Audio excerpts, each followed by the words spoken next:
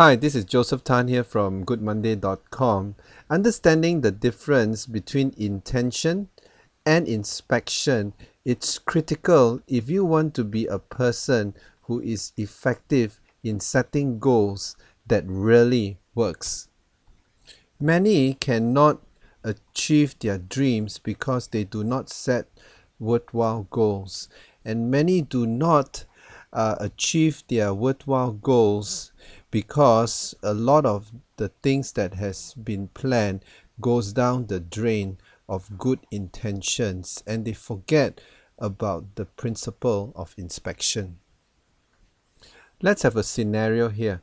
Assuming that Mr. Intention have set a goal to run the marathon, and good intentions usually focuses on having the right materials in place, meaning that Mr. Intention would read all the right books. He may go to seminars that teaches him how to run the marathon. He may actually start to practice running for the marathon, and he may even be disciplined enough to wake up every other day and to go for his runs. This is the path of good intention.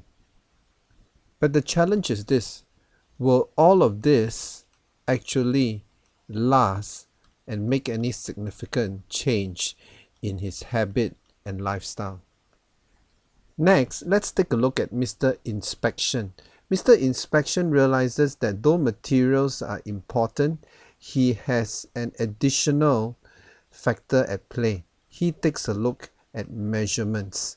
So in addition to reading books or attending seminar and even practicing, what Mr. Inspection does is that he bought a GPS watch. And with this GPS watch, he's able to track his progress. He is able to measure his distance, his pace, and he's able to know where he stands versus the competition and versus the requirements of the actual marathon itself. Also, Mr. Inspection signed up for shorter running events together with friends who will keep him accountable, and he can actually track his progress as he works towards the longer distance of the marathon. So he just doesn't practice and run on a regular basis, but he measures his progress and he keeps himself accountable. That's Mr. Inspection. So is intention important? Yes, intention is very important, but intention is only the starting point of an effective goal setting process. You need to be able to sustain your goal setting to become an achievement, and the power to sustain your goal setting and to translate it into an achievement depends on your follow-on commitment to inspection and not just only intention. There are three ways for you to be an effective inspector. The first way is to sign up for formal events. You know, human nature is such that if left on our own, we tend to be lazy and lenient on ourselves. What are some of the examples of formal events? Well, you can maybe sign up for competitions that is related to your goal. You know, if your goal is to know how to bake, maybe you can join a baking competition. If your goal is to run a marathon, well, you sign up for running events. If your goal is to be an effective speaker, well, join the Toastmasters.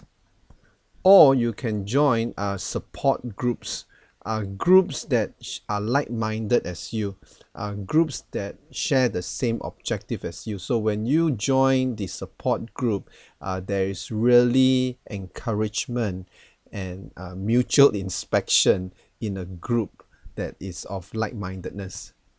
The second way to be an effective inspector is learn how to keep score.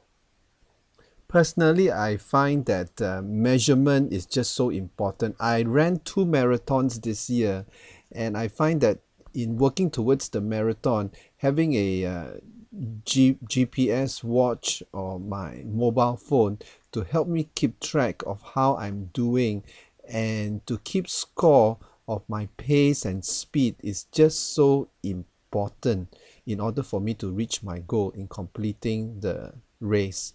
So learn to keep score.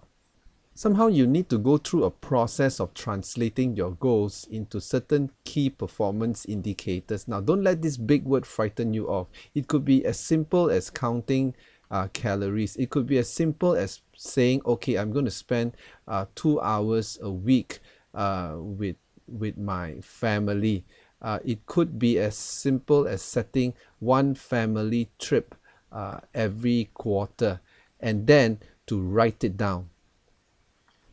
Once we write down specific measurements related to our goals, it makes the inspection process easier and more motivating, of course.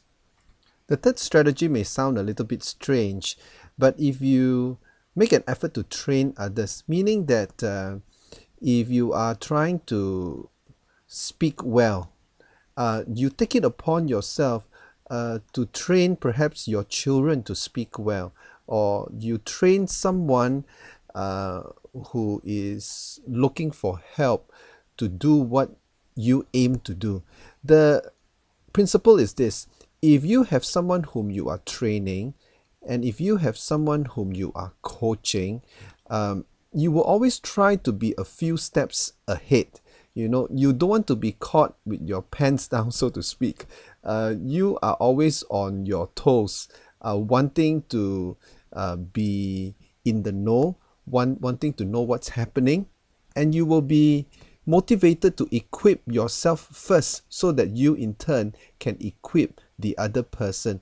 Now, in choosing someone to train, of course, you choose someone who is younger than you, someone who may not be as good as you, but this particular person just needs a little bit more help. So when you make a commitment to train and coach others, in an indirect way, you are putting in place a self-inspection process, and you make sure that you're on your toes because you've got someone who is looking up to you. This is quite an interesting strategy.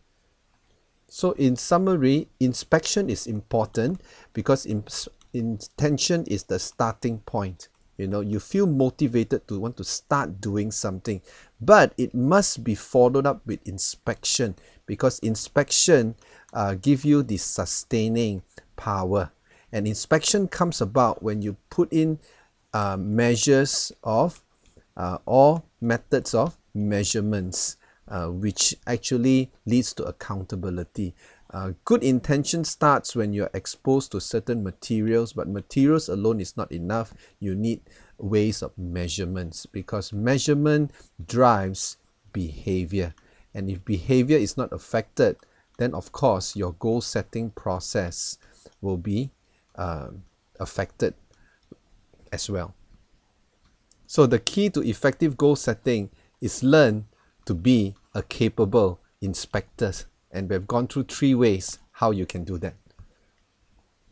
This is Joseph Tan here from goodmonday.com. Thanks for watching.